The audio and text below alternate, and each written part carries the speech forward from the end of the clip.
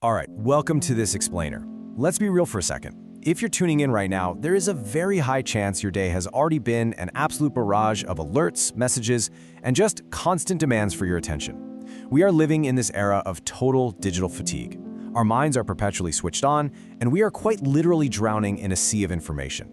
I mean, we've built a world that has a notification for every single second of the day. But here's the catch. In this insane race to stay connected to everything around us, we've somehow entirely lost our connection to ourselves. So today we're unpacking a really fascinating argument. We're looking at the idea that the ultimate antidote to all this modern overwhelm isn't another app or a productivity hack or a time management tool. It's actually something much older, way simpler, and the best part, it is entirely free. This brings us to a quote from the source material that immediately flips our normal perspective upside down. Where words fail, silence works. You know, we usually think of silence as just a negative space, like it's just this blank, empty void where noise happens to be missing, sort of like a paused movie or a muted TV, right? But we really need to completely rethink that. Silence isn't an absence, it's a presence. It is this highly powerful, active tool. It's actually the space where true understanding lives. It's an energy that can heal, clarify, and communicate in ways that words simply never could. So let's dive into what we're actually up against here. The concept of noise basically comes in two different flavors. On one side, we've got external noise. This is the obvious stuff, right? The pinging of your phone, the endless doom scrolling on social media, the blaring traffic outside, the 24/7 news cycle. It is exhausting. But on the flip side, we have something that's honestly a lot more insidious: internal noise. This is that relentless mental chatter inside your own head. It's the low-grade anxiety about tomorrow's presentation, or replaying that cringy conversation you had 5 years ago, or hey, maybe it's that fictional argument you just totally dominated in the shower. And here's the crazy part, we often try to escape our internal noise by cranking up the external noise. We literally grab our phones just to distract ourselves from our own thoughts. And that right there is exactly why we feel so drained all the time. Clearly, we need a new definition of silence for the modern world. We need to completely shift away from this outdated monastic ideal where you feel like you have to go sit in a cave in the Himalayas for a decade to find peace. For us, silence has to be a highly practical state. Think of it as a deep state of self-connection, presence, and emotional clarity. It is simply returning to your baseline. When you step into this kind of silence, you're not trying to magically empty your mind of all thoughts, which, let's be honest, is completely impossible anyway. Instead, you're just giving your mind permission to be. No demands to process new external data, no incoming alerts. It's literally the ultimate reset button for a modern, overstimulated brain. And hey, this isn't just some woo-woo philosophy either, it is deeply physiological. When you intentionally practice silence, your body reacts almost instantly. It visibly lowers your blood pressure and drops your resting heart rate. It significantly cuts down the production of cortisol, which is that pesky stress hormone that constantly floods our systems when we're overwhelmed by noise. Over time, doing this actually strengthens your immune system. But I think the most fascinating point here is how silence activates what neuroscientists call the brain's default mode network. This is the neural network responsible for self-reflection, memory, and creative problem-solving.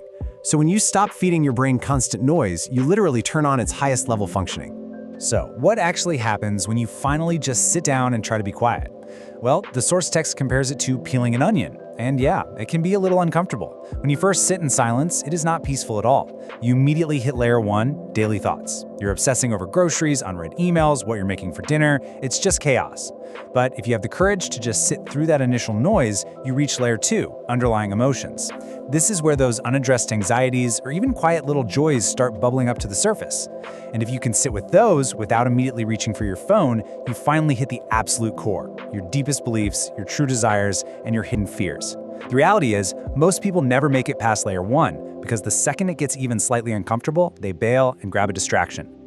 Now, doing this internal work profoundly shifts how we interact with the external world, because true listening begins when speaking stops. Think about your everyday conversations for a second. Be totally honest. How often are you genuinely, deeply listening to the other person, and how often are you just waiting for your turn to talk? We constantly use the time the other person is speaking to internally draft our own clever little response. True silence isn't just keeping your physical mouth shut, it's quieting that internal monologue so you can actually hold space for another human being. It's an incredible gift of presence, and it's becoming incredibly rare these days. To help us actually hold that space, the source material brings up this absolutely brilliant framework from the Sufi tradition, known as the 4 gates of speech. The idea is, before you speak, you mentally filter your words through these 4 gates. Gate 1, is it true? Gate 2, is it necessary? Gate 3, is it kind? And the final, honestly, the most brutal gate, is it actually better than silence? Just imagine for a second how many arguments, massive misunderstandings, and just general relationship drama could be entirely avoided if we all just let our words pass through these gates first. If what you're about to say fails any of these tests, just maintaining your silence is absolutely the better move. This brings up a really beautiful nuance that we frequently get completely wrong in modern society, and that's the difference between loneliness and solitude. Loneliness is painful, right? It's that harsh feeling of isolation, that ache of feeling cut off from the rest of the world. But solitude is a total superpower. Solitude is the gift of presence. It's that incredibly empowering state of feeling totally comfortable, totally whole, while being absolutely alone with yourself. Often, when we avoid silence, it's because we're secretly terrified of loneliness. But by practicing intentional silence, we actually transform that fear of loneliness into a really deep appreciation for solitude. And you know, this comfort in solitude becomes a seriously vital, tactical tool when the pressure suddenly spikes. Silence is absolutely critical during moments of anger or conflict. When someone provokes you, your emotional brain wants to just immediately lash out. But injecting just a few seconds of silence, it creates this critical circuit breaker for your emotions. It completely halts that immediate impulsive reaction that you know you're going to regret in about 5 minutes. That brief, silent pause gives your rational brain a second to catch up. It gives you the space to ask yourself, wait, why am I actually triggered right now? Is it really what they just said, or is it my own insecurity flaring up? Managing anger is never about suppressing it. It's about using silence so you can respond thoughtfully instead of just reacting destructively. But it's not just about emotional regulation. There is a massive cognitive payoff to this practice too. The text states, silence is the blank canvas where our greatest ideas are born. We have this massive modern dilemma. We are absolutely terrified of boredom. The exact second we feel even a tiny hint of boredom, waiting in line, sitting on a train, boom, the smartphone comes out to stimulate our brains. But historically speaking, boredom and silence were the exact fertile ground where humanity's greatest ideas were formed. I mean, there's a reason we all get our absolute best ideas in the shower. It is literally the only time in our day we aren't staring at a screen. If you're facing a creative block, the absolute worst thing you can do is consume more content. You have to let your mind wander in the quiet. You need to give your subconscious that blank canvas to start connecting the dots. Now, how does this mastery over your own mind translate to how you lead others? It's fascinating because we always picture the most powerful leaders as the loudest people in the room, right? The ones dominating the conversation. But the source material argues that the most effective leaders actually rely on silent leadership.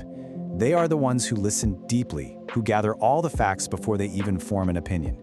During a crisis, while everyone else is panicking and shouting over each other, the silent leader remains totally stable, calming, and grounded.